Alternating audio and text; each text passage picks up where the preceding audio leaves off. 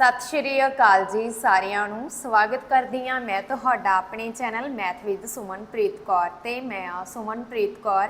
हमेशा की तरह अज भी मैं तुहाडे लई interesting exciting and most of the important video लैके आई हाँ। मैं गल कर रही हाँ चंद्रयान 3 की। हाँ जी, जिमें कि तुहानू पता है चंद्रयान 3 है जो वो धरती तो सफलतापूर्वक 14 जुलाई को लॉन्च होया सी ਅਤੇ 23 अगस्त ਨੂੰ ਚੰਦ ਦੀ ਸਤ੍ਹਾ ਤੇ ਸਫਲਤਾਪੂਰਵਕ ਲੈਂਡ ਹੋਇਆ ਤੇ ਜਿਸ ਸਥਾਨ ਤੇ ਚੰਦਰਯਾਨ 3 ਲੈਂਡ ਹੋਇਆ ਉਸ ਨੂੰ ਪ੍ਰਧਾਨ ਮੰਤਰੀ नरेंद्र मोदी जी ने शिव शक्ति का नाम दिता। जिस स्थान पर चंद्रयान 3 का मून लैंडर उतरा है अब उस पॉइंट को शिव शक्ति के नाम से जाना जाएगा।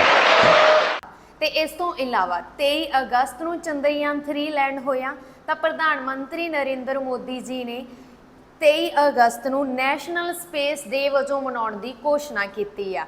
ਜਾਨੀ ਕਿ ਹੁਣ ਹਰੇਕ ਸਾਲ 23 ਅਗਸਤ ਨੂੰ ਨੈਸ਼ਨਲ ਸਪੇਸ ਡੇ ਮਨਾਇਆ ਜਾਵੇਗਾ।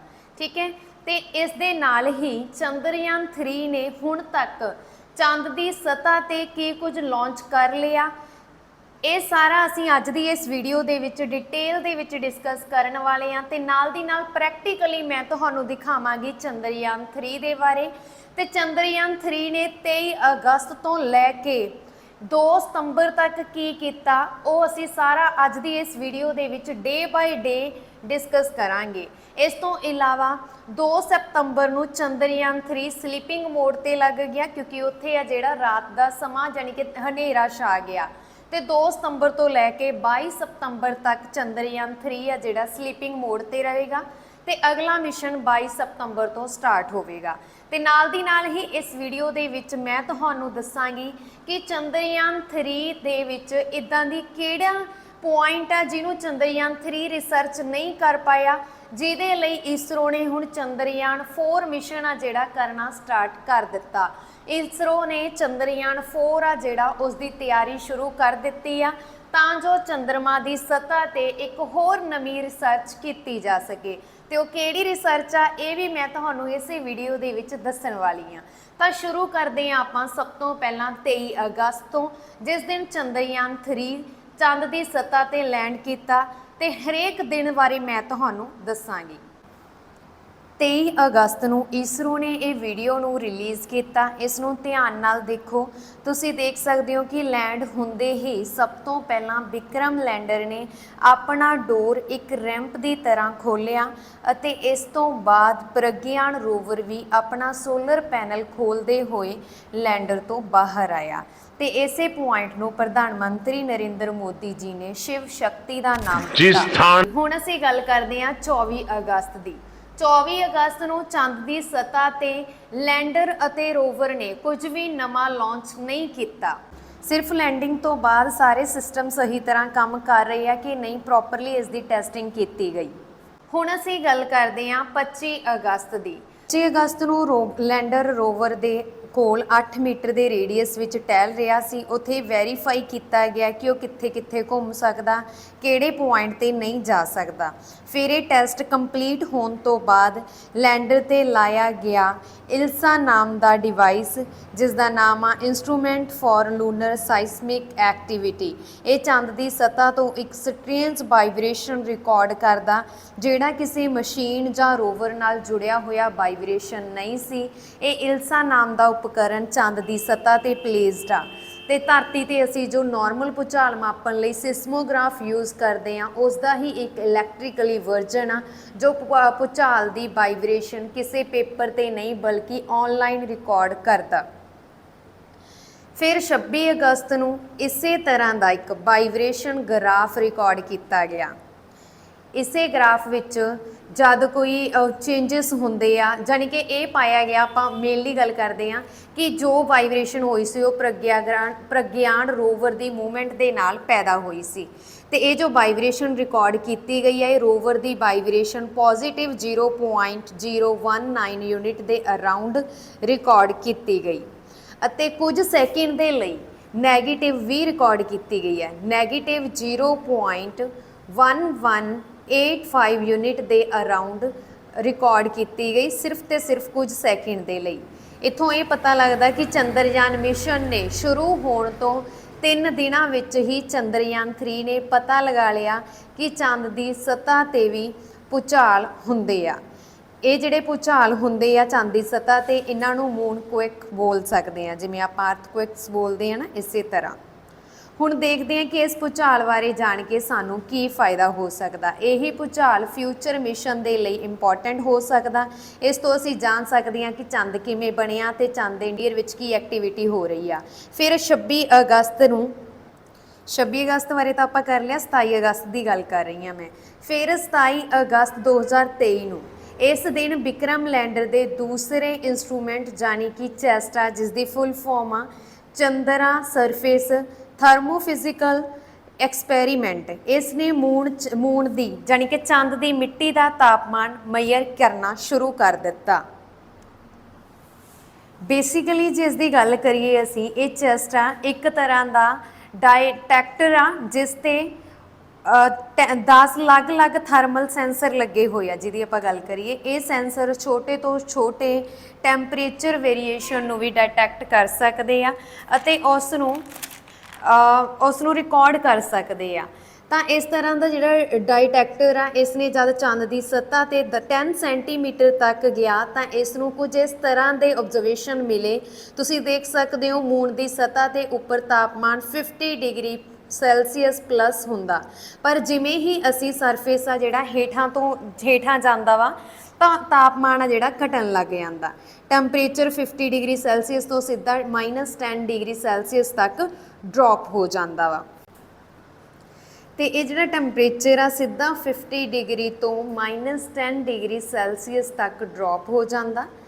ਦੇਖੋ ਇਹ ਜਿਹੜਾ ਡ੍ਰੌਪ ਹੁੰਦਾ ਵਾ ਨਾ ਟੈਂਪਰੇਚਰ 50 ਡਿਗਰੀ ਸੈਲਸੀਅਸ ਤੋਂ 10 ਡਿਗਰੀ ਸੈਲਸੀਅਸ ਤੱਕ, ਇਹ ਤਾਂ ਹੀ ਪੋਸੀਬਲ ਹੋ ਸਕਦਾ ਜਦ ਜਿਹੜੀ ਚੰਦ ਦੀ ਮਿੱਟੀ ਆ ਉਸ ਦੇ ਵਿੱਚ ਇੱਕ ਥਰਮਲ ਇਨਸੂਲੇਟਰ ਦੀ ਤਰ੍ਹਾਂ ਕੰਮ ਕਰਦੀ ਆ ਅਤੇ ਸੂਰਜ ਦੀ ਹੀਟ ਨੂੰ ਵੀ ਜ਼ਮੀਨ ਤੇ ਪੈਣ ਤੋਂ ਰੋਕਦਾ। ਜਿਹੜੀ ਸੂਰਜ ਦੀ ਰੋਸ਼ਨੀ ਹੁੰਦੀ ਆ ਨਾ, ਹੀਟ ਹੁੰਦੀ ਆ, ਉਹਨੂੰ ਜ਼ਮੀਨ ਤੇ ਪੈਣ ਤੋਂ ਰੋਕਦੀ ਆ। ਹੁਣ ਦੇਖਦੇ ਆ ਆਪਾਂ ਪ੍ਰਗਿਆਨ ਰੋਵਰ ਨੂੰ ਹੁਣ ਤੱਕ ਕਿਹੜੇ ਐਲੀਮੈਂਟਸ ਚੰਦ ਦੀ ਮਿੱਟੀ ਦੇ ਵਿੱਚ ਮਿਲੇ ਆ ਜਿਹੜੇ ਥਰਮਲ ਇਨਸੂਲੇਟਰ ਪ੍ਰਦਾਨ ਕਰਦੇ ਹੋਣ। ਠੀਕ ਹੈ, ਪਰ ਇਹ ਦੇਖਣ ਤੋਂ ਪਹਿਲਾਂ ਤੁਸੀਂ ਦੇਖੋ ਹੁਣ ਇਹ ਚੰਦ ਦੀ ਮਿੱਟੀ ਦਾ ਤਾਪਮਾਨ ਜਾਣ ਕੇ ਅਸੀਂ ਕੀ ਕਰਾਂਗੇ। ਤਾਂ ਸਮਝ ਲੈਂਦੇ ਆ ਇਸ ਗੱਲ ਨੂੰ ਵੀ ਕਿ ਚੰਦ ਦੀ ਮਿੱਟੀ ਦਾ ਤਾਪਮਾਨ ਮਾਪਣਾ ਸਾਡੇ ਲਈ ਕਿਉਂ ਜ਼ਰੂਰੀ ਸੀ। ਦੇਖੋ ਚੰਦ ਦੀ ਸਤ੍ਹਾ ਦਾ ਤਾਪਮਾਨ ਕਦੇ-ਕਦੇ 232 ਡਿਗਰੀ ਸੈਲਸੀਅਸ ਤੱਕ ਪਹੁੰਚ ਜਾਂਦਾ। ਤਾਂ ਫਿਊਚਰ ਦੇ ਵਿੱਚ ਜੇਕਰ ਅਸੀਂ ਇਸ ਚੰਦ ਦੀ ਮਿੱਟੀ ਦੇ ਨਾਲ ਕੋਈ ਬ੍ਰਿਕਸ ਵਗੈਰਾ ਬਣਾਉਂਦੇ ਆ, ਕੋਈ ਕੁਛ ਵੀ ਬਣਾਉਣਾ ਸਟਾਰਟ ਕਰਦੇ ਆ ਚੰਦ ਦੀ ਮਿੱਟੀ ਤੇ, ਕਿਉਂਕਿ ਇਹਦਾ ਟੈਂਪਰੇਚਰ -232 ਡਿਗਰੀ ਸੈਲਸੀਅਸ ਤੱਕ ਪਹੁੰਚ ਜਾਂਦਾ ਵਾ। ਪਰ ਜੇਕਰ ਅਸੀਂ ਇੱਥੇ ਕੋਈ ਬ੍ਰਿਕਸ ਵਗੈਰਾ ਬਣਾ ਲਈਏ ਤਾਂ ਇਹ ਮੂਨ ਦੇ ਅੰਦਰ ਦੀ ਹੀਟ ਨੂੰ ਲੀਕ ਹੋਣ ਤੋਂ ਰੋਕ ਸਕਦਾ ਵਾ। ਠੀਕ ਹੈ, ਹੁਣ ਆਪਾਂ ਗੱਲ ਕਰਦੇ ਹਾਂ 28 ਅਗਸਤ ਦੀ। 28 ਅਗਸਤ 2023 ਨੂੰ ਜਦੋਂ ਪ੍ਰਗਿਆਨ ਰੋਵਰ ਨੇ ਆਪਣੇ 2 ਹਾਈਟੈਕ ਦੀ ਮਦਦ ਦੇ ਨਾਲ ਚੰਦ ਦੀ ਮਿੱਟੀ ਦੀ ਜਾਂਚ ਕਰਨੀ ਸ਼ੁਰੂ ਕੀਤੀ ਤਾਂ ਚੰਦਰਯਾਨ 3 ਆ ਜੋ ਜਿਸ ਨੂੰ ਆਪਾਂ ਬੋਲ ਸਕਦੇ ਹਾਂ ਲਾਈਵਸ। ਠੀਕ ਹੈ, ਚੰਦਰਯਾਨ 3 ਦੀ ਦੇਖੋ ਮੈਂ ਤੁਹਾਨੂੰ ਬੋਲਿਆ 2 ਹਾਈਟੈਕ, ਇੱਕ ਦਾ ਨਾਮ ਆ ਲਾਈਵਸ ਜਿਹਦੇ ਬਾਰੇ ਆਪਾਂ ਗੱਲ ਕਰਾਂਗੇ ਤੇ ਇੱਕ ਦਾ ਨਾਮ ਆ APXS। ਉਹ ਵੀ ਤੁਹਾਨੂੰ ਦਿਖਾਵਾਂਗੇ ਕਿ ਕਿਸ ਤਰ੍ਹਾਂ ਦੇ ਇੱਕ ਵਿੱਚ ਡਿਵਾਈਸ ਹੈ ਇਸ ਦੇ ਵਿੱਚ। ਠੀਕ ਹੈ, ਚੰਦਰਯਾਨ 3 ਦੀ ਜੋ ਲਿਬਸ ਆ ਜਾਣੀ ਕਿ ਉਹਦਾ ਨਾਮ ਆ ਲੇਜ਼ਰ ਇੰਡਿਊਸਡ ਬ੍ਰੇਕਡਾਊਨ ਸਪੈਕਟ੍ਰੋਮੀਟਰ। ਇਸ ਨੇ ਇਸਰੋ ਨੂੰ ਇੱਕ ਇਮੇਜ ਭੇਜੀ ਸੀ। ਜਿਹੜੀ ਇਮੇਜ ਭੇਜੀ ਸੀਗੀ ਇਸ ਦੇ ਵਿੱਚ ਐਲੂਮੀਨੀਅਮ ਸਰਫੇਸ ਅਤੇ ਜਿਹੜੀ ਇਹਨੇ ਇਹ ਇਮੇਜ ਭੇਜੀ ਸੀਗੀ ਇਸ ਦੇ ਵਿੱਚ aluminium surface, iron, calcium, titanium, silicon, oxygen, chromium, manganese ਇਸ ਦੇ ਐਲੀਮੈਂਟ ਨੂੰ ਲੂਨਰ ਮਿੱਟੀ ਨੂੰ ਡਿਟੈਕਟ ਕੀਤਾ ਅਤੇ ਲੀਬਸ ਨੇ ਇਸ ਆਬਜ਼ਰਵੇਸ਼ਨ ਨੂੰ ਆਪਾਂ ਕਹਿ ਸਕਦੇ ਹਾਂ ਦੂਸਰੇ ਇੰਸਟਰੂਮੈਂਟ ਨੇ ਵੀ ਇਸੇ ਆਬਜ਼ਰਵੇਸ਼ਨ ਨੂੰ ਵੀ ਸਾਡੇ ਤੱਕ ਪਹੁੰਚਾਇਆ। ਦੇਖੋ ਦੋਨਾਂ ਨੇ ਪਹੁੰਚਾਇਆ, ਦੂਸਰੇ ਦਾ ਨਾਮ ਆ APXS, ਇਸ ਨੇ ਵੀ ਕਨਫਰਮ ਕੀਤਾ। ਹੁਣ ਇਹ ਦੋਵੇਂ ਇੰਸਟਰੂਮੈਂਟ ਕੰਮ ਤਾਂ ਸੇਮ ਕਰਦੇ ਆ ਪਰ ਇਹਨਾਂ ਨੇ ਕੰਮ ਤਾਂ ਸੇਮ ਕੀਤਾ, ਪਰ ਇਹ ਜਾਂਚ ਅਲੱਗ-ਅਲੱਗ ਕਰਦੇ ਆ ਤਾਂ ਜੋ ਸਾਨੂੰ ਪੂਰੀ ਤਰ੍ਹਾਂ ਸ਼ੋਰ ਹੋ ਸਕੇ। ਇਹ ਦੋਵੇਂ ਕੰਮ ਇੱਕੋ ਹੀ ਕਰਦੇ ਆ, ਪਰ ਕੰਮ ਕਰਨ ਦਾ ਇਹਨਾਂ ਦਾ ਜਿਹੜਾ ਤਰੀਕਾ ਵਾ ਉਹ ਅਲੱਗ-ਅਲੱਗ ਆ। ਜਿਵੇਂ ਸਭ ਤੋਂ ਪਹਿਲਾਂ ਅਸੀਂ ਗੱਲ ਕਰਦੇ ਆ ਐਲੀਮੈਂਟ ਡਿਟੈਕਟ ਕਰਨ ਦੇ ਤਰੀਕੇ ਦੀ, ਲਿਪਸ ਦੀ। ਲਿਪਸ ਦੇ ਵਿੱਚ ਕੀ ਆ, ਮੌਜੂਦ ਲੇਜ਼ਰ ਵੀ ਲੂਨਰ ਸੋਇਲ ਦੇ ਛੋਟੇ ਜਿਹੇ ਹਿੱਸੇ ਵਿੱਚ ਫੋਕਸ ਕਰਦਾ, ਇਸ ਲਈ ਲੂਨਰ ਸੋਇਲ ਤੇ ਲਿਪਸ ਵਿੱਚ ਮੌਜੂਦ ਲੇਜ਼ਰ ਵੀ ਦੇਖ ਸਕਦੇ ਹੋ ਤੁਸੀਂ ਲੇਜ਼ਰ, ਇਹ ਲੂਨਰ ਸੋਇਲ ਦੇ ਛੋਟੇ ਜਿਹੇ ਹਿੱਸੇ ਵਿੱਚ ਫੋਕਸ ਕਰਦਾ, ਇਸ ਲਈ ਲੂਨਰ ਸੋਇਲ ਗਰਮ ਹੋ ਕੇ ਪਲਾਜ਼ਮਾ ਦਾ ਰੂਪ ਲੈਂਦਾ ਅਤੇ ਪਲਾਜ਼ਮਾ ਗੈਸਾਂ ਦੀ ਤਰ੍ਹਾਂ ਮੈਟਰ ਦਾ ਚੌਥਾ ਫੰਡਾਮੈਂਟਲ ਸਟੇਟ ਆ ਜਿਹੜਾ ਪਲਾਜ਼ਮਾ, ਜਦੋਂ ਪਲਾਜ਼ਮਾ ਠੰਡਾ ਹੁੰਦਾ ਵਾ ਨਾ ਤਾਂ ਜਿਹੜੀ ਇਹ ਲਾਈਟ ਡਿਟੈਕਟ ਕਰਕੇ ਲਿਪਸ ਨੂੰ ਦਿੰਦਾ ਵਾ ਅਤੇ ਲਿਪਸ ਉਸ ਵਿੱਚ ਲੱਗੇ ਹੋਏ ਸਪੈਕਟ੍ਰੋਮੀਟਰ ਦੀ ਵਜ੍ਹਾ ਕਰਕੇ ਲਾਈਟ ਨੂੰ ਐਨਾਲਾਈਜ਼ ਕਰਦਾ ਵਾ ਅਤੇ ਫਿਰ ਐਲੀਮੈਂਟਸ ਦੀ ਜਾਣਕਾਰੀ ਦਿੰਦਾ ਵਾ। ਤੇ ਸਪੈਕਟ੍ਰੋਮੀਟਰ ਇਹੀ ਦੇਖਦਾ ਕਿ ਉਸ ਤੱਕ ਪਹੁੰਚੀ ਹੋਈ ਲਾਈਟ ਵਿੱਚ ਵੇਵਸ ਲਾਈਨ ਦੇ ਵਿੱਚ ਡਾਰਕ ਦਿਖਾਈ ਦਿੰਦੀ ਆ। ਇਸ ਤੋਂ ਪਤਾ ਲੱਗਦਾ ਕਿ ਉਹ ਲਾਈਟ ਜਿੱਥੋਂ ਆ ਰਹੀ ਆ ਉੱਥੇ ਕਿਹੜੇ-ਕਿਹੜੇ ਐਲੀਮੈਂਟਸ ਹੁੰਦੇ ਆ। ਠੀਕ ਹੈ, ਤੇ ਐਲੀਮੈਂਟਸ ਇਹ ਤੁਹਾਡੇ ਸਾਹਮਣੇ ਆ ਜਿਹੜੀਆਂ ਵੇਵਸ ਲਾਈਟ ਦੇ ਵਿੱਚ ਦਿਖ ਰਹੇ ਆ ਸਾਨੂੰ। ਹੁਣ ਆਪਾਂ ਗੱਲ ਕਰਦੇ ਆ ਇਸ ਦੇ ਦੂਸਰੇ ਇਨਸਟਰੂਮੈਂਟ ਦੀ, ਜਿਸ ਦਾ ਨਾਮ ਆ EAPXS। ਠੀਕ ਹੈ, ਜਿਸ ਨੂੰ ਅਸੀਂ ਬੋਲਦੇ ਆ ਅਲਫਾ ਪਾਰਟੀਕਲ ਐਕਸ-ਰੇ ਸਪੈਕਟ੍ਰੋਮੀਟਰ। ਇਹ ਵੀ ਤੁਹਾਡੇ ਸਾਹਮਣੇ ਆ। ਇਹ ਲੇਜ਼ਰ ਦਾ ਜਿਹੜਾ ਪਾਰਟੀਕਲ ਆ ਉਹਨੂੰ ਵੀ ਲੂਨਰ ਸੋਇਲ ਦੀ ਜਗ੍ਹਾ ਤੇ ਅਲਫਾ ਤੇ ਫੋਕਸ ਕਰਦਾ ਤੇ ਅਲਫਾ ਪਾਰਟੀਕਲ ਦੀ ਵਜ੍ਹਾ ਕਰਕੇ ਉੱਥੇ ਮੌਜੂਦ ਐਟਮਸ ਦੇ ਇਨਰ ਇਲੈਕਟ੍ਰੋਨਸ ਤੋਂ ਐਕਸਾਈਟ ਹੋ ਕੇ ਬਾਹਰ ਆ ਜਾਂਦੇ ਆ ਅਤੇ ਇਨ੍ਹਾਂ ਇਨਰ ਇਲੈਕਟ੍ਰੋਨਸ ਦੇ ਨਾਲ ਮਿਲ ਕੇ ਉਹਨਾਂ ਦੀ ਜਗ੍ਹਾ ਲੈ ਕੇ ਆਊਟਰ ਇਲੈਕਟ੍ਰੋਨ ਆਪਣੀ ਐਕਸੈਸ એનર્ਜੀ ਐਕਸ ਰੇਜ਼ ਦੇ ਰੂਪ ਵਿੱਚ ਤਬਦੀਲ ਹੋ ਕੇ ਅੰਦਰ ਆਉਂਦੇ ਆ ਤੇ ਐਕਸ ਰੇਜ਼ ਦੀ એનર્ਜੀ ਅਲੱਗ-ਅਲੱਗ ਐਲੀਮੈਂਟਸ ਦੇ ਵਿੱਚ ਅਲੱਗ-ਅਲੱਗ ਹੁੰਦੀ ਆ, ਜਿਸ ਨਾਲ APXS ਸੋਇਲ ਵਿੱਚ ਮੌਜੂਦ ਪਾਰਟੀਕਲਸ ਦੀ ਜਾਣਕਾਰੀ ਦਿੰਦੇ ਆ। ਇਸ ਤਰ੍ਹਾਂ ਲਿਪਸ ਅਤੇ APXS ਨੇ ਇਹ ਸਾਰੇ ਐਲੀਮੈਂਟਸ ਆ ਜਿਹੜੇ ਡਿਟੈਕਟ ਕੀਤੇ ਆ, ਪਰ ਇਹਨਾਂ ਵਿੱਚੋਂ ਸਭ ਤੋਂ ਇੰਟਰਸਟਿੰਗ ਆ ਸਲਫਰ, ਕਿਉਂਕਿ ਇਹ ਸਾਨੂੰ ਮੂਨ ਦੇ ਓਰੀਜਨ ਬਾਰੇ ਬਹੁਤ ਕੁਝ ਦੱਸ ਸਕਦਾ ਤੇ ਮੂਨ ਤੇ ਜਿਹੜੀ ਸਲਫਰ ਆ ਜਿਹੜੀ ਸਾਨੂੰ ਪਾਈ ਗਈ ਆ, ਸਲਫਰ ਹੋਣ ਦੇ ਦੋ ਕਾਰਨ ਹੋ ਸਕਦੇ ਆ। ਇੱਕ ਮੇਨ ਕਾਰਨ ਇਹ ਹੋ ਸਕਦਾ ਕਿ ਉਸ ਉੱਤੇ ਡਿੱਗ ਰਹੇ ਐਸਿਡੋਇਡ ਦੇ ਜ਼ਰੀਏ ਇਹ ਉੱਥੇ ਤੱਕ ਆ ਗਿਆ ਵਾ, ਜਾਣੀ ਕਿ ਸਰਫੇਸ ਆ ਜਿਹੜਾ ਉਹਦਾ ਲੈਵਲ ਇੰਨਾ ਹੋ ਗਿਆ ਜਿਹੜਾ ਮੂਨ ਉੱਤੇ ਐਸੋਇਡ ਡਿੱਗਦਾ ਵਾ। ਦੂਸਰਾ ਕਾਰਨ ਇਹ ਹੋ ਸਕਦਾ ਕਿ ਇਹ ਇੱਥੇ ਪਹਿਲਾਂ ਹੀ ਮੌਜੂਦ ਹੋਵੇ, ਪਰ ਜੇ ਉੱਥੇ ਪਹਿਲਾਂ ਹੀ ਮੌਜੂਦ ਆ, ਜੇਕਰ ਇਹ ਉੱਥੇ ਪਹਿਲਾਂ ਹੀ ਮੌਜੂਦ ਸੀ ਤਾਂ ਇਸ ਦਾ ਮਤਲਬ ਇਹ ਹੋਇਆ ਕਿ ਅਤੀਤ ਦੇ ਵਿੱਚ ਇੱਥੇ ਜਿਹੜੀਆਂ ਐਕਟੀਵਿਟੀਜ਼ ਆ, ਵਿਗਿਆਨਿਕ ਐਕਟੀਵਿਟੀਜ਼ ਆ, ਉਹ ਹੁੰਦੀਆਂ ਸੀ। ਹੁਣ ਮੈਂ ਤੁਹਾਨੂੰ ਸਟਾਰਟਿੰਗ ਦੇ ਵਿੱਚ ਦੱਸਿਆ ਸੀ ਕਿ ਲੈਂਡਰ ਤੇ ਲੱਗੇ ਇਲਸਾ ਨੇ ਚੰਦ ਤੇ ਭੂਚਾਲ ਬਾਰੇ ਦੱਸਿਆ ਸੀ। ਠੀਕ ਹੈ, ਜੇਕਰ ਚੰਦ ਧਰਤੀ ਦੀ ਹੀ ਤਰ੍ਹਾਂ ਐਕਟਿਵ ਆ ਤੇ ਜੇਕਰ ਫਿਊਚਰ ਦੇ ਵਿੱਚ ਵੀ ਇਹ ਕਨਫਰਮ ਹੋ ਜਾਵੇ ਤਾਂ ਇੱਥੋਂ ਇਹ ਪਤਾ ਲੱਗ ਜਾਵੇਗਾ ਕਿ ਇਹ ਪਹਿਲਾਂ ਧਰਤੀ ਦਾ ਹੀ ਹਿੱਸਾ ਸੀ, ਪਰ ਸਲਫਰ ਉੱਥੇ ਭਾਰੀ ਮਾਤਰਾ ਦੇ ਵਿੱਚ ਮੌਜੂਦ ਆ ਤਾਂ ਹੋ ਸਕਦਾ ਕਿ ਇਹ ਧਰਤੀ ਦਾ ਹੀ ਪਹਿਲਾਂ ਹਿੱਸਾ ਸੀ। ਠੀਕ ਹੈ, ਹੁਣ ਆਪਾਂ ਗੱਲ ਕੀਤੀ ਸੀਗੀ ਇੱਕ ਚਾਸਟ ਬਾਰੇ ਤੇ ਚਾਸਟ ਦੇ ਆਬਜ਼ਰਵੇਸ਼ਨ ਤੋਂ ਸਾਨੂੰ ਇਹ ਪਤਾ ਲੱਗਿਆ ਕਿ ਲੂਨਰ ਮਿੱਟੀ ਦੇ ਵਿੱਚ ਇੱਕ ਇਨਸੂਲੇਟਰ ਦੀ ਤਰ੍ਹਾਂ ਕੰਮ ਕਰਦਾ ਵਾ। ਹੁਣ ਇਸ ਆਬਜ਼ਰਵੇਸ਼ਨ ਤੇ ਬੇਸਿਸ ਅਸੀਂ ਲਿਪਸ ਅਤੇ APXS ਦੁਆਰਾ ਡਿਟੈਕਟ ਐਲੀਮੈਂਟ ਦੀ ਮਾਤਰਾ ਇੱਕ ਰਫ ਐਸਟੀਮੇਟ ਵਿੱਚ ਦੱਸ ਸਕਦੇ ਹਾਂ। ਠੀਕ ਹੈ, ਤੇ ਰਫ ਐਸਟੀਮੇਟ ਤੁਹਾਡੇ ਸਾਹਮਣੇ ਆ। ਠੀਕ ਹੈ, ਜਿਸ ਦੇ ਵਿੱਚ ਅਸੀਂ ਲਿਪਸ ਅਤੇ ਜਿਹੜਾ APXS ਦੁਆਰਾ ਡਿਟੈਕਟ ਕੀਤਾ ਗਿਆ ਵਾ। ਠੀਕ ਹੈ, ਅਸੀਂ ਇਹਨਾਂ ਐਲੀਮੈਂਟਸ ਦੇ ਵਿੱਚੋਂ ਜਿਹੜੇ ਐਲੀਮੈਂਟਸ ਜ਼ਿਆਦਾ ਹੀਟ ਵਾਲੇ ਆ, ਠੀਕ ਹੈ, ਜਿਹੜੇ ਐਲੀਮੈਂਟਸ ਹੀਟ ਨੂੰ ਡਿਟੈਕਟ ਕਰਦੇ ਆ, ਜਾਣੀ ਕਿ ਆਪਾਂ ਬੋਲ ਸਕਦੇ ਆ ਥਰਮਲ ਇਨਸੂਲੇਟਰ ਆ, ਅਤੇ ਇਹਨਾਂ ਵਿੱਚੋਂ ਸਲਫਰ, ਕੈਲਸ਼ੀਅਮ, ਟਾਈਟੇਨੀਅਮ ਇਹ ਥਰਮਲ ਇਨਸੂਲੇਟਰ ਜ਼ਿਆਦਾ ਹੀਟ ਵਾਲੇ ਆ। ਜੇਕਰ ਅਸੀਂ ਲਿਪਸ ਅਤੇ APXS ਦੇ ਆਬਜ਼ਰਵੇਸ਼ਨ ਤੋਂ ਦੇਖੀਏ ਤਾਂ ਅਸੀਂ ਅਨੁਮਾਨ ਲਗਾ ਸਕਦੇ ਹਾਂ ਕਿ ਮੂਨ ਦੇ ਟਾਈਟੇਨੀਅਮ ਅਤੇ ਸਲਫਰ ਦੀ ਮਾਤਰਾ ਕਾਫੀ ਜ਼ਿਆਦਾ ਹੋਵੇਗੀ। ਉਸ ਤੋਂ ਬਾਅਦ ਹੁਣ ਅਸੀਂ ਗੱਲ ਕਰਦੇ ਹਾਂ 31 ਅਗਸਤ ਦੀ। 31 ਅਗਸਤ ਨੂੰ ਵਿਕਰਮ ਲੈਂਡਰ ਤੇ ਲੱਗੇ ਰਾਮਬਾ ਐਲਪੀ ਨੇ ਸਾਊਥ ਪੋਲਰ ਰੀਜਨ ਵਿੱਚ ਪਲਾਜ਼ਮਾ ਨੂੰ ਸਟੱਡੀ ਕੀਤਾ। ਇਹ ਰਾਮਬਾ ਐਲਪੀ ਬੇਸਿਕਲੀ ਐਂਟੀਨਾ ਵਰਗਾ ਪ੍ਰੋ ਆ ਜੋ ਚੰਦ ਦੀ ਸਤ੍ਹਾ ਤੇ ਪੂਰੇ ਐਟਮੋਸਫੀਅਰ ਵਿੱਚ ਪਲਾਜ਼ਮਾ ਦੀ ਜਾਂਚ ਕਰਦਾ, ਕਿਉਂਕਿ ਸੋਲਰ ਦੀ ਜੇਕਰ ਅਸੀਂ ਗੱਲ ਕਰੀਏ, ਸੋਲਰ ਜਿਹੜਾ ਰੇਡੀਏਸ਼ਨ ਆ ਉਹਦੀ ਵਜ੍ਹਾ ਨਾਲ ਮੂਨ ਆ ਜਿਹੜਾ ਉਹ ਸੋਇਲ ਦੇ ਪਾਰਟੀਕਲ ਐਕਸਾਈਟ ਹੁੰਦੇ ਆ ਅਤੇ ਪਲਾਜ਼ਮਾ ਜਾਣੀ ਕਿ ਆਇਨ ਅਤੇ ਇਲੈਕਟ੍ਰੋਨਸ ਦੇ ਨਾਲ ਬਣਿਆ ਹੁੰਦਾ ਵਾ ਅਤੇ ਪਲਾਜ਼ਮਾ ਵਿੱਚ ਤਬਦੀਲ ਹੁੰਦੇ ਆ। ਰਾਮਬਾ ਐਲਪੀ ਨੇ ਇਸ ਕਰੰਟ ਨੂੰ ਡਿਟੈਕਟ ਕਰਕੇ ਪਲਾਜ਼ਮਾ ਵਿੱਚ ਮੌਜੂਦ ਆਇਨਸ ਅਤੇ ਇਲੈਕਟ੍ਰੋਨ ਦਾ ਫਲੋ ਆ ਜਿਹੜਾ ਉਹ ਚੈੱਕ ਕੀਤਾ। ਇਸ ਦੇ ਤਹਿਤ ਉਹਨਾਂ ਨੇ ਦੇਖਿਆ ਕਿ ਚੰਦ ਤੇ ਹਰ ਕਿਊਬਿਕ 1 ਮੀਟਰ ਵੋਲੀਅਮ ਦੇ ਵਿੱਚ ਕਰੀਬ 30 ਮਿਲੀਅਨ ਇਲੈਕਟ੍ਰੋਨਸ ਹਨ, ਜਦੋਂ ਕਿ ਧਰਤੀ ਤੇ ਇੰਨੇ ਇਲੈਕਟ੍ਰੋਨ 1 ਸੈਂਟੀਮੀਟਰ ਕਿਊਬ ਦੇ ਵਿੱਚ ਪਾਏ ਜਾਂਦੇ ਆ। ਐਟਮੋਸਫੀਅਰ ਵਿੱਚ ਬਹੁਤ ਜ਼ਿਆਦਾ ਪਲਾਜ਼ਮਾ ਦਾ ਹੋਣਾ ਕਮਿਊਨੀਕੇਸ਼ਨ ਵਿੱਚ ਇਸਤੇਮਾਲ ਹੋਣ ਵਾਲੇ ਰੇਡੀਓ ਵੇਵਸ ਦੇ ਨਾਲ ਇੰਟਰਫੇਅਰ ਕਰਕੇ ਬੈਕਗ੍ਰਾਉਂਡ ਨੋਇਸ ਨੂੰ ਕ੍ਰੀਏਟ ਕਰਦੇ ਆ। ਪਰ ਹੁਣ ਜਿਹੜਾ ਰਾਮਾ ਐਲਪੀ ਆ, ਇਸ ਦੇ ਡਾਟਾ ਦੀ ਮਦਦ ਨਾਲ ਚੰਦ ਤੇ ਜਿੰਨੇ ਵੀ ਫਿਊਚਰ ਮਿਸ਼ਨ ਹੋਣਗੇ, ਚਾਹੇ ਉਹ ਇੰਡੀਆ ਦੇ ਹੋਣ ਜਾਂ ਫਿਰ ਕਿਸੇ ਹੋਰ ਦੇਸ਼ ਦੇ ਹੋਣ, ਠੀਕ ਹੈ, ਜਾਂ ਫਿਰ ਕਿਸੇ ਹੋਰ ਦੇਸ਼ ਦੇ ਹੋਣ, ਤੇ ਉਹ ਇਸੇ ਬੈਕਗ੍ਰਾਉਂਡ ਨੋਇਸ ਨੂੰ ਕੰਪਿਊਟਰ ਦੇ ਨਾਲ ਫਿਲਟਰ ਕਰਕੇ ਜ਼ਿਆਦਾ ਕਲੀਅਰ ਕਮਿਊਨੀਕੇਸ਼ਨ ਕਰ ਸਕਦੇ ਆ। ਇਸ ਤਰ੍ਹਾਂ ਦਾ ਜਿਹੜਾ ਡਾਟਾ ਵਾ ਫਿਊਚਰ ਦੇ ਵਿੱਚ ਬਣਨ ਵਾਲੇ ਮੂਨ ਕਲੋਨੀਜ਼ ਨੂੰ ਪਲਾਜ਼ਮਾ ਪ੍ਰੂਫ ਬਣਾਉਣ ਵਿੱਚ ਵੀ ਮਦਦ ਮਿਲ ਸਕਦੀ ਆ। ਪਰ ਮੂਨ ਨੂੰ ਕੋਲੋਨਾਈਜ਼ ਕਰਨ ਦੇ ਲਈ ਆਪਾਂ ਧਰਤੀ ਦੇ ਬ੍ਰਿਕਸ ਨੂੰ ਤਾਂ ਉੱਥੇ ਲਿਜਾ ਨਹੀਂ ਸਕਦੇ, ਕਿਉਂਕਿ ਉੱਥੇ ਸਿਰਫ 2 ਪ੍ਰੋਬਲਮਸ ਆ ਸਕਦੀਆਂ, ਇੱਕ ਟਰਾਂਸਪੋਰਟੇਸ਼ਨ ਦੀ ਅਤੇ ਦੂਸਰਾ ਚੰਦ ਤੇ ਡਿੱਗਣ ਵਾਲੇ ਸੋਲਰ ਰੇਡੀਏਸ਼ਨ ਦੀ, ਠੀਕ ਹੈ।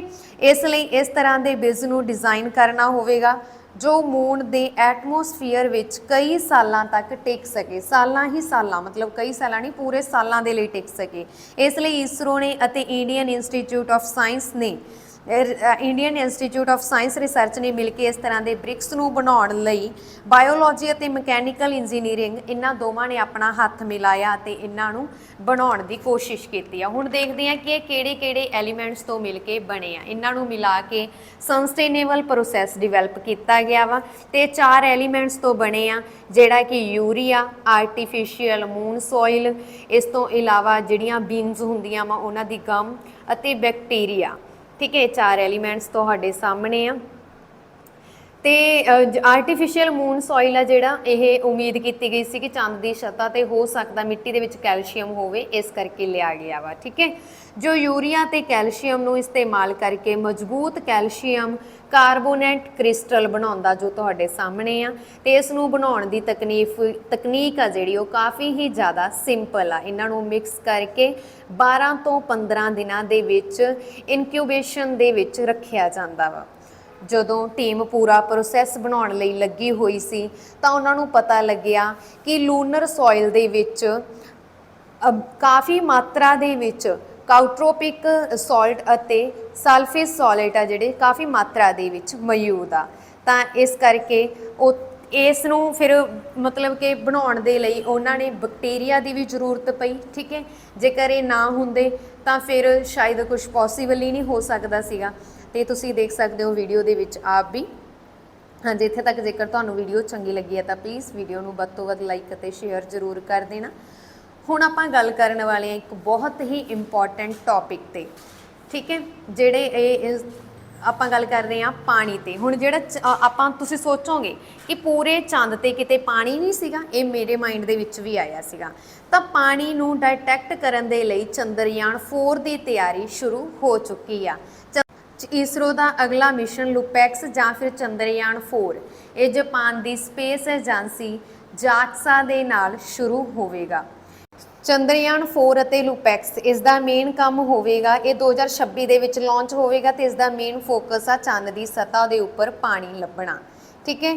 ਤੇ ਜਿਹੜਾ ਲੂਪੈਕਸ ਆ ਜਾਂ ਫਿਰ ਚੰਦਰਯਾਨ 4 ਆ, ਇਹਦਾ ਮੇਨ ਫੋਕਸ ਆ ਚੰਦ ਦੇ ਪੋਲਰ ਰੀਜਨ ਤੇ ਪਾਣੀ ਲੱਭਣਾ, ਤੇ ਇਸ ਦੇ ਨਾਲ ਹੀ ਸਾਊਥ ਪੋਲਰ ਤੇ ਹਿਊਮਨ ਲੈਂਡਿੰਗ ਦੇ ਲਈ ਪੁਆਇੰਟ ਦੀ ਖੋਜ ਕਰਨਾ ਅਤੇ ਸਭ ਤੋਂ ਜ਼ਰੂਰੀ ਲੂਨਰ ਲਾਈਟ ਦੇ ਦੌਰਾਨ ਉੱਥੇ ਸਰਵਾਈਵਲ ਕੰਡੀਸ਼ਨ ਦੀ ਜਾਂਚ ਪੜਤਾਲ ਕਰਨਾ, ਕਿਉਂਕਿ ਰਾਤ ਦੇ ਸਮੇਂ ਮੂਨ ਦੇ ਪੋਲਰ ਖੇਤਰ ਦੀ ਸਤ੍ਹਾ ਦਾ ਤਾਪਮਾਨ ਪੂਰੀ ਤਰ੍ਹਾਂ ਠੰਡਾ ਹੋ ਜਾਂਦਾ ਹੈ। ਇਸ ਲਈ ਇਸ ਮਿਸ਼ਨ ਦੇ ਵਿੱਚ ਜਿਹੜਾ ਲੈਂਡਰ ਆ ਉਹ ਇਸਤੇਮਾਲ ਕੀਤਾ ਜਾਵੇਗਾ ਇਸਰੋ ਦਾ, ਤੇ ਉਹ ਕਰੰਟ ਲੈਂਡਰ ਵਿਕਰਮ ਦੇ ਮੁਕਾਬਲੇ ਸਾਈਜ਼ ਦੇ ਵਿੱਚ ਕਾਫੀ ਛੋਟਾ ਹੋਵੇਗਾ।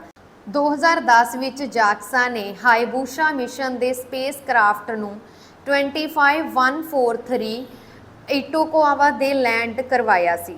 ਉਸ ਦੀ ਮਦਦ ਨਾਲ ਇਹ ਸੈਂਪਲ ਵੀ ਕਲੈਕਟ ਕਰਕੇ ਲੈ ਕੇ ਆਏ ਸੀ। ਠੀਕ ਹੈ, ਤਾਂ ਕਿ ਹੁਣ ਤੁਸੀਂ ਸੋਚਦੇ ਹੋਵੋਗੇ ਕਿ ਜਾਪਾਨ ਆ ਜਿਹੜਾ ਉਹ ਇਕੱਲਾ ਇਸ ਮਿਸ਼ਨ ਨੂੰ ਪੂਰਾ ਨਹੀਂ ਕਰ ਸਕਦਾ ਸੀ, ਤਾਂ ਜੋ ਉਸ ਨੂੰ ਭਾਰਤ ਦੀ ਲੋੜ ਕਿਉਂ ਪਈ। ਦੇਖੋ ਇਸਰੋ ਨੇ ਏਡਾ ਵੱਡਾ ਮਿਸ਼ਨ ਤਾਂ ਕੰਪਲੀਟ ਕਰ ਦਿੱਤਾ, ਪਰ ਉਸ ਮਿਸ਼ਨ ਦੇ ਲਈ ਲੈਂਡਿੰਗ ਕਰਨਾ ਈਜੀ ਸੀ। ਹੁਣ ਲੈਂਡਿੰਗ ਹੋਣੀ ਆ ਚੰਦ ਦੀ ਸਤ੍ਹਾ ਤੇ ਚੰਦ ਦੀ ਗ੍ਰੈਵਿਟੀ ਸਪੇਸ ਕਰਾਫਟ ਨੂੰ ਹੋਰ ਤੇਜ਼ੀ ਨਾਲ ਆਪਣੇ ਵੱਲ ਖਿੱਚਦੀ ਆ ਅਤੇ ਘੱਟ ਡਿਸਟੈਂਸ ਦੀ ਵਜ੍ਹਾ ਨਾਲ ਸਮਾਂ ਰਹਿੰਦੇ ਹੀ ਸਪੇਸ ਕਰਾਫਟ ਨੂੰ ਰੋਕਣਾ ਬਹੁਤ ਜ਼ਿਆਦਾ ਮੁਸ਼ਕਿਲ ਹੋ ਜਾਂਦਾ ਹੈ। ਇਸ ਲਈ ਅਪ੍ਰੈਲ 2023 ਵਿੱਚ ਜਾਪਾਨ ਨੇ ਜੋ moon mission Hakuto R mission 1 launch ਕੀਤਾ ਸੀ, ਉਹ ਲੈਂਡਿੰਗ ਦੇ ਸਮੇਂ ਚੰਦ ਤੇ ਕ੍ਰੈਸ਼ ਹੋ ਗਿਆ ਸੀ। ਇਸ ਲਈ ਹੁਣ ਲੈਂਡਰ ਇਸਰੋ ਦਾ ਹੋਣਾ ਜ਼ਰੂਰੀ ਆ, ਕਿਉਂਕਿ ਲੈਂਡਰ ਇਸਰੋ ਚੰਦਰਯਾਨ 3 ਨੇ ਜਦੋਂ ਵਿਕਰਮ ਲੈਂਡਰ ਨੂੰ ਲਾਂਚ ਕੀਤਾ ਸੀ ਤਾਂ ਲੈਂਡਰ ਤੱਕ ਆਪਣੇ ਆਪ ਨੂੰ ਪ੍ਰੂਫ ਕੀਤਾ, ਤੇ 4 ਸਤੰਬਰ ਨੂੰ ਇਸਰੋ ਨੇ ਰੋਵਰ ਦਾ ਦੁਬਾਰਾ ਵੀ ਟੈਸਟ ਕੀਤਾ। ਦੁਬਾਰਾ ਟੈਸਟ ਕਰਨ ਦੇ ਲਈ ਕੀ ਕੀਤਾ ਗਿਆ ਵਾ, ਇਸ ਦੇ ਲਈ ਦੇਖੋ ਵਿਕਰਮ ਨੂੰ ਕਮਾਂਡ ਦਿੱਤੀ ਗਈ ਤੇ ਉਸ ਨੇ ਆਪਣੇ ਖੁੱਲੇ ਹੋਏ ਰੈਂਪ ਨੂੰ ਅੰਦਰ ਆ ਜਿਹੜਾ ਫੋਲਡ ਕੀਤਾ। ਠੀਕ ਹੈ, ਅਤੇ ਉਸ ਨੂੰ 40 ਸੈਂਟੀਮੀਟਰ ਉਚਾਈ ਤੇ ਵੀ ਲੈ ਕੇ ਗਿਆ। ਫਿਰ ਸੌਫਟ ਲੈਂਡਿੰਗ ਦੁਬਾਰਾ ਕੀਤੀ, 40 ਸੈਂਟੀਮੀਟਰ ਉਚਾਈ ਤੇ ਜਾਊਗਾ ਆਪਣੇ ਆਪ ਨੂੰ ਲੈ ਕੇ, ਤੇ ਉਸ ਤੋਂ ਬਾਅਦ ਦੁਬਾਰਾ ਸੌਫਟ ਲੈਂਡਿੰਗ ਕੀਤੀ ਆ। ਤੇ ਇਸ ਤਰ੍ਹਾਂ ਜਿਹੜਾ ਇਸਰੋ ਨੇ ਆਪਣੇ ਰੋਵਰ ਨੂੰ ਤੇ ਲੈਂਡਰ ਨੂੰ ਪੂਰੀ ਤਰ੍ਹਾਂ ਆਪਣੇ ਕੰਟਰੋਲ ਦੇ ਵਿੱਚ ਰੱਖਿਆ, ਤੇ 22 ਸਤੰਬਰ ਨੂੰ ਨੈਕਸਟ ਲੂਨਰ ਡੇ ਸ਼ੁਰੂ ਹੋਣ ਤੱਕ ਵਿਕਰਮ ਅਤੇ ਪ੍ਰਗਿਆਨ ਆਪਣੇ ਆਪ ਨੂੰ ਚੰਦ ਦੀ ਸਤ੍ਹਾ ਤੋਂ ਬਚਾ ਕੇ ਰੱਖਣਗੇ। ਹਾਂਜੀ, ਇਸ ਦੇ ਨਾਲ ਸਾਡੀ ਅੱਜ ਦੀ ਇਹ ਵੀਡੀਓ ਖਤਮ ਹੁੰਦੀ ਆ। ਇਹ ਵੀਡੀਓ ਤੁਹਾਨੂੰ ਕਿਸ ਤਰ੍ਹਾਂ ਦੀ ਲੱਗੀ, ਕਿਰਪਾ ਕਰਕੇ ਕਮੈਂਟ ਬਾਕਸ ਦੇ ਵਿੱਚ ਜ਼ਰੂਰ ਦੱਸ ਦੇਣਾ। ਜੇਕਰ ਵੀਡੀਓ ਚੰਗੀ ਲੱਗੀ ਹੋਵੇ ਤਾਂ ਪਲੀਜ਼ ਵੀਡੀਓ ਨੂੰ ਲਾਈਕ ਅਤੇ ਸ਼ੇਅਰ ਜ਼ਰੂਰ ਕਰ ਦੇਣਾ। ਧੰਨਵਾਦ ਜੀ, ਥੈਂਕਸ ਫॉर ਵਾਚਿੰਗ।